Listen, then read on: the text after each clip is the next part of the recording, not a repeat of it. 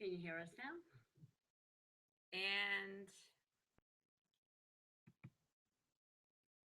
all right. Can you guys hear us? I'm so sorry. We were having some problems. All right. Hopefully you guys can hear us now. Oh, I think we're good now. Okay, so sorry about that, you guys. We didn't know the mic was muted. Um, all right, so we're just going to start again. My name is Carrie Rickenberg, and I work at the New York City Rescue Mission. I handle marketing communications here. The New York City Rescue Mission is the oldest in the country and the second oldest in the world, and we are a shelter that's a part of the Make Them Visible network. And I am here with my colleague Marianne Friedman, who is the manager of our women's dorm, and I'm going to let Marianne just take it away and explain a little bit just briefly about the women that we serve and how we help them. And then we are going to talk about menstruation and the problems that homeless women face while they're on their period. All right, Marianne, take it away. Hello, my name is Marianne. I work here at the New York City Rescue Mission. I oversee the women's shelter. I work with the women on a daily basis. So the women initially come in anywhere between 4 and 4:30 to check in. They must check in. They must have a change of clothing to be able to go upstairs. If not, we will provide clothing, toiletries, and whatever is necessary that they would need. From coming off the streets, usually they don't have much. Once the ladies check in, I'll do an intake. Then we'll go down for dinner. The women will come upstairs to the women's dorm, and then we'll start our showering procedures. Each woman will get 10 minutes to shower. You must have a change of clothes, clean clothes. If not, like I said, we will provide them. And then we just have many volunteers that come in that work with the women. They love on them, they inspire them, encourage them, mentor them, and we try to get to know them on a one-on-one personally so that we can further assist them with how to get them out of homelessness. The women all get a guarantee of 7 nights as a first timer. And after that, then we, in hopes that we can forward them to either different housing or an agency that will provide housing for them, various programs that we partnership, such as ACE and First Step, and we do our best to help them to get out of the situation. So much. All right, so we are so excited to be a part of the Let's Face It Period campaign, bringing awareness to menstruation and taboos and the problems that come along with that. So right now we're ready to start taking your guys' questions. Marianne is here to answer any questions that you might have about what problems a homeless woman might face when she's on her period. So feel free to start shooting in those questions and we'll start answering them. But while we're waiting for those questions to start coming through, Marianne, why don't you just start talking just a little bit about what the women have shared with you about their struggles and what they deal with on a monthly basis when they're on their period. Initially, a lot of them, whether they do have an income or not, they have to prioritize their income and where they spend their money. So it's very difficult, to purchase pads, such as tampons and stuff like that. Another issue is going out, walking the streets and being homeless, of having somewhere to change, to stay on top of changing their sanitary napkins and so forth. A lot of them have a lot of problems with the restaurants and out there in the streets. They don't. The restaurants won't allow you to use the bathroom unless you purchase something. You're a customer. And that's one of the big problems that they face. Another one is walking the streets.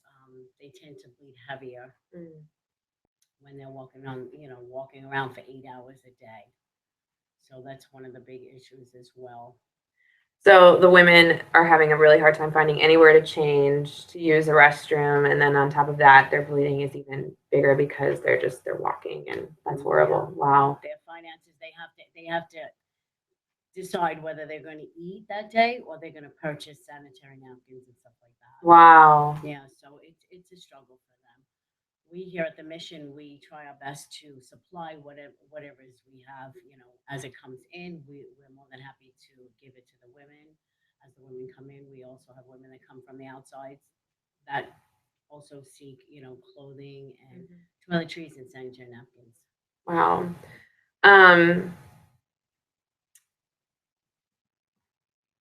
We're just trying to see if we've got any questions yet. Okay, so typically, I imagine some of the women, if they're, they can't change their pads or tampons, that they get infections, and that leaves them prone to health problems. Have any of the women talked about, I don't know, anything that's happened as a result of being homeless on their period? Well, not in particular, but I do know that there are. I have two of my women that right now seeking gynecology, and they're having with Wow. getting medication, getting to be able to change more frequently. Yeah. So and then they tend to have discomfort, and a foul smell of that is Yeah. Is a big issue with the women that come in. And I bet they also have a hard time asking for help about that. Like someone might not know what they're going through, and they might feel embarrassed. Yeah, they're very embarrassed, so Yeah. they are afraid, ashamed to even bring it up, and they'll deny that it's them. But so I try one-on-one to reach out to them. Yeah. As the women come to me and tell me, then I'll initially take the woman aside, and I'll try and speak with her, and give her something that she Yeah. can better take care of herself. We've got a couple questions that have come through. Our first one is, where does the shelter get their period products? So why don't you talk a little bit about that? Where do we get our pads to distribute? Donors. Yeah. Donor Donors. groups, individuals, Churches. churches, yeah. They call up and they ask us where, what we're in need of. Yeah. As this is an organization that is very dependent on private donations, and so that's a huge thing that we need. And so yeah, they're all from individuals and groups. Another question that's come through is, there's been a lot of discussion about menstrual cups for homeless women. Why is this difficult in particular for homeless women? So those sustainable, reusable menstrual cups, why is that not necessarily, why would that be a hard option?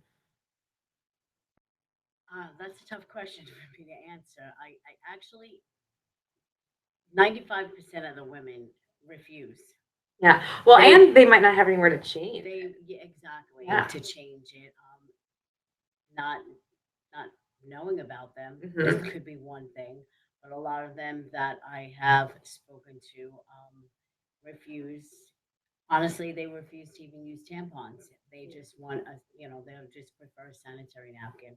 I mean, I've had one woman that just was wrapping up towels and Oh my using that goodness. when she didn't have anything. And I said, no, no, no, you need to come here to me, and I will provide them as much as I can. Yeah.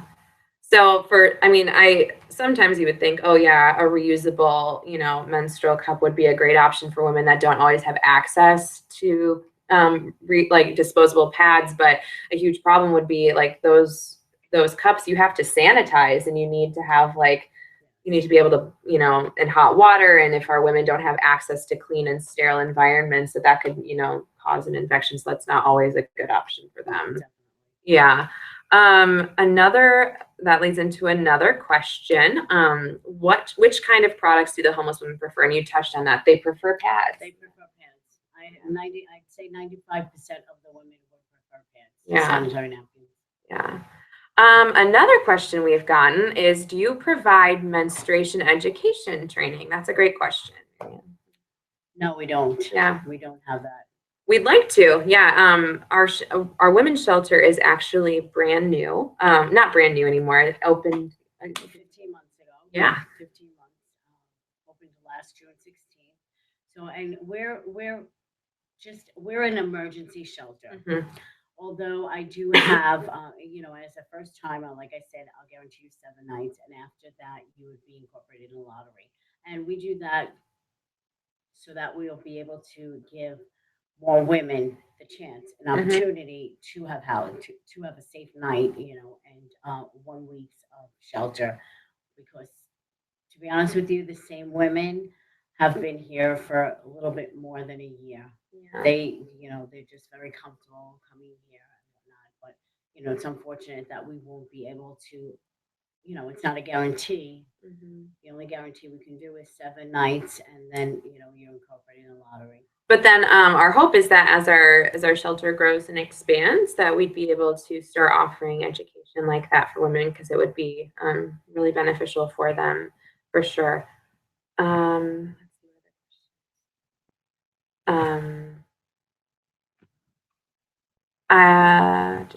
sorry, still scrolling through.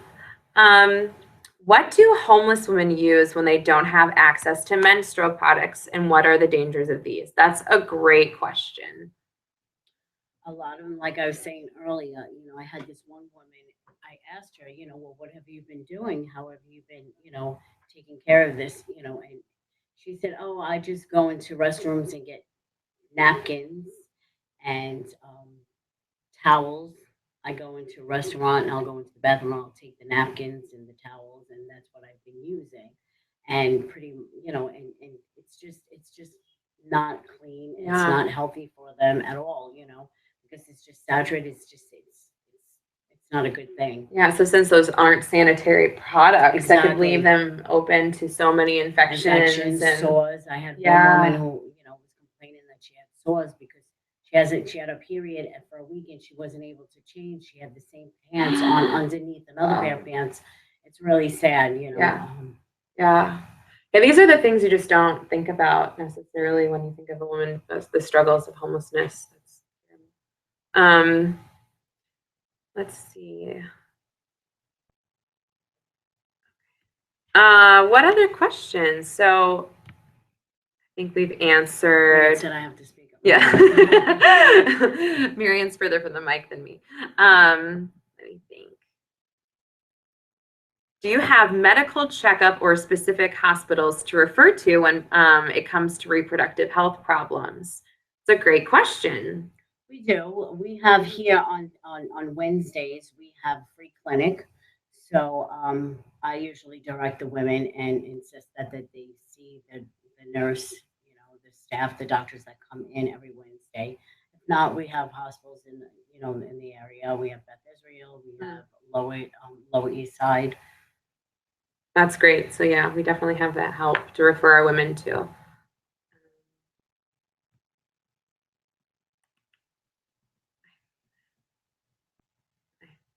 Any other questions, guys? What do you want people to know about what homeless women need? That's a great question. Marianne, I'll let you answer that. What do I want you to know about homeless women's needs? They for starters, they need a home. Mhm. But we work towards that, and that eventually will happen, as long as they comply and work with us. That we work with them. We have a caseworker here now at the shelter. Um, to that I refer them to as well. They see her, and then depending on the person, every case it depends on the case. The person, why they're homeless, and so forth, what their income is, and it depends really on the legwork that they take the initiative to do something as well. We can't do it for them. We can just suggest them. We can guide them to the right path. But like I said, they have to really take the initiative and get up and go do the things that we ask of them to do. Yeah, so what are some things that maybe are misconceptions about women that are homeless that you want the community to understand Well, better? for starters, homeless. When you hear the word homeless, like me in the past, I would associate homeless with a male figure. That's not necessarily true anymore. The women that are homeless that come through my shelter here, they are homeless through various different reasons. Domestic violence. Their families no longer will put them up because of their home, because of the way they are. Laziness, um, lack of employment, lack of motivation. Honestly, a lot of it is lack of motivation. They're not motivated to want to change their lives. They're very comfortable just collecting from the city and living off of that.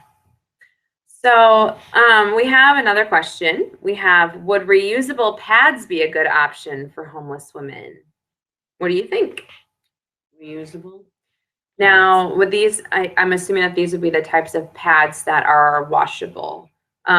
So that would probably be dependent for some types of women if they had access, like maybe if the shelter had a laundry. Yes. So it just kind of depends. It depends, yeah, because majority of the shelters don't have a facility for you to wash. So that would be a difficult thing for them to have access to. I mean, I do have, a lot of the women that are here that I come encounter with, they do go once or twice a week to do their laundry. But then again, you have another handful of women that don't have that, and they don't want to, or they're just so far gone that isn't a priority. Yeah, yeah. How many homeless women are currently living in our women's dorm? I have 30 women every night. Every single night, yeah. And then when it gets colder, well, more or? Well, no, we can't take more. Yeah. Our max is 30 women. Is 30. But my goal and passion is to be able to have a program. Yeah. In the future. Naturally, we would need another building, to have this program, but to be able to accommodate a lot more women than 30. So, how do you think that taboos affect the issue of homelessness, homeless women, and menstruation? It's a big question. That's a good one. So, maybe just, I think that since, we don't really often talk about menstruation, people don't, it's just a quieter topic. People don't necessarily link it to homelessness.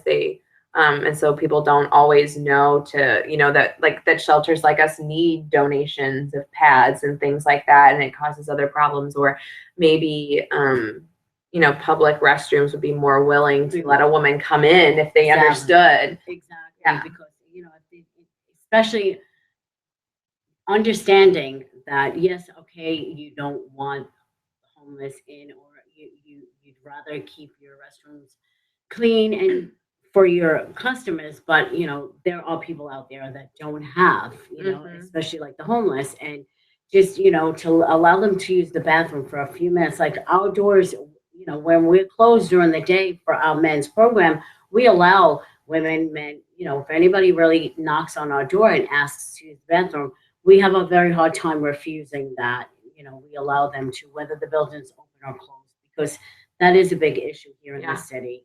Yeah, it is huge. And then, hopefully that it'll stop, them from doing it right outside the building. Because, when a person has nowhere to go, then there's nowhere else and nothing else for them to do, to just squat and do it right there in the public. So, maybe if a lot more people and business owners were a little bit more compassionate in regards understanding in regards to the women and the homelessness issue that's very big in the city, and allow them to use the bathroom just for the moment. I think it would be a lot better. And say, for the women, it health wise, it definitely will make a difference in their health wise. They may be healthy when they initially are homeless, sent out there, and they initially lose what they have and don't have a roof over their head or a bathroom to use or a shower, and then to have not be able to keep up with your hygiene becomes a health issue for them as well. So we have another question. What can people do to help? We've explained a lot of problems, and so where can people go from here? How can they help women?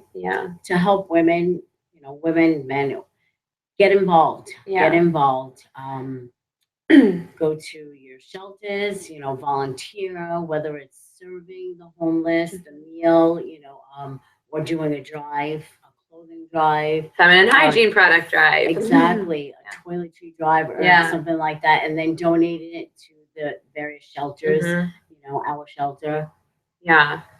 Yeah, those are the big ones, I think. Let's see. These are all things. Looking through for some new questions, if we've got any more.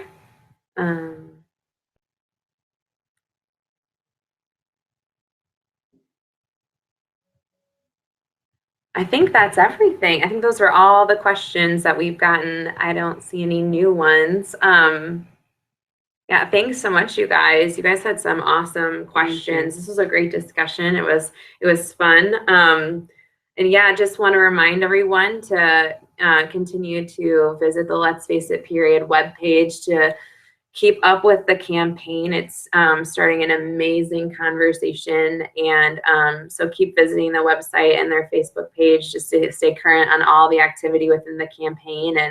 And we're just really excited to be a part of this, and hopefully together we can continue to work and help women and overcome these barriers and these taboos as a result of menstruation. So thank you guys so much. Thank you. Have a great day.